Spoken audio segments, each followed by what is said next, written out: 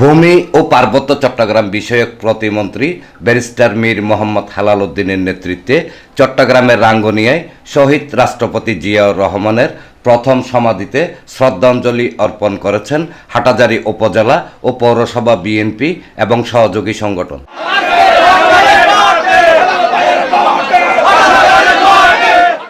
শনিবার সকালে মহান স্বাধীনতার ঘোষক শহীদ রাষ্ট্রপতি জিয়াউর রহমানের ৪৫তম শাহাদাত বার্ষিকী উপলক্ষে নেতৃবৃন্দ এই শ্রদ্ধাঞ্জলি অর্পণ শেষে শহীদ রাষ্ট্রপতি জিয়াউর রহমান, সাবেক প্রধানমন্ত্রী বেগম খালেদা জিয়ার রুহের মাগফিরাত কামনা ও প্রধানমন্ত্রী তারেক রহমানের সুস্থতা কামনায় মোনাজাত করেন।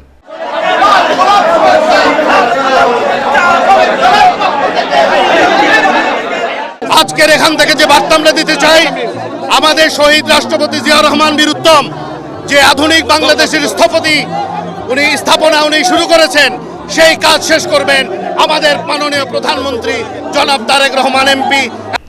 এর আগে হাটহাজারী উপজেলা ও পৌরসভা বিএনপি এবং সহযোগী সংগঠনের বিপুল সংখ্যক নেতাকর্মী চট্টগ্রামের রাঙ্গুনিয়া সড়কের মদনাঘাট এলাকায় অবস্থান নিয়ে স্লোগান দিতে থাকেন।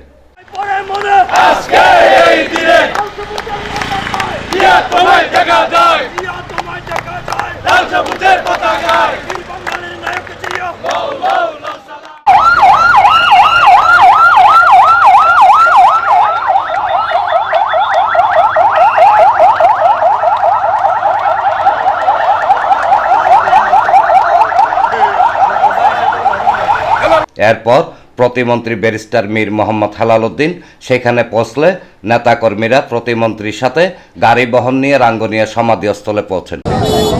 মহান স্বাধীনতার ঘোষক বাংলার রাখাল রাজা শহীদ রাষ্ট্রপতি জিয়াউর রহমান বীরুত্তমের আজ ৪৫তম শাহাদাত বার্ষিকী উপলক্ষে আমরা সকলকে সংগ্রামের শুভেচ্ছা জানাই, বিনম্র শ্রদ্ধা জানাই শহীদ রাষ্ট্রপতি জিয়াউর রহমান বীরুত্তমের প্রতি।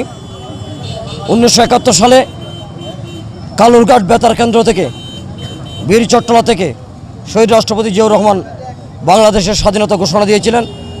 শহীদ জিয়ার রক্ত এই বীর চট্টলার মাটিতে লেগে আছে। আমাদের প্রাণপ্রিয় নেতা, গণপ্রজাতন্ত্রী বাংলাদেশ সরকারের ভূমি ও পার্বত্য চট্টগ্রাম বিষয়ক মন্ত্রণালয়ের মাননীয় প্রতিমন্ত্রী, হাটহাজারী থেকে নির্বাচিত জাতীয় সংসদ সদস্য ব্যারিস্টার মীর মোহাম্মদ হেলাল উদ্দিন এমপি মহোদয়ের নেতৃত্বে শহীদ জিয়ার প্রথম সমাধি রাঙ্গুনিয়াতে আমরা পুষ্পমাল্য অর্পণের মাধ্যমে শ্রদ্ধা নিবেদন করব।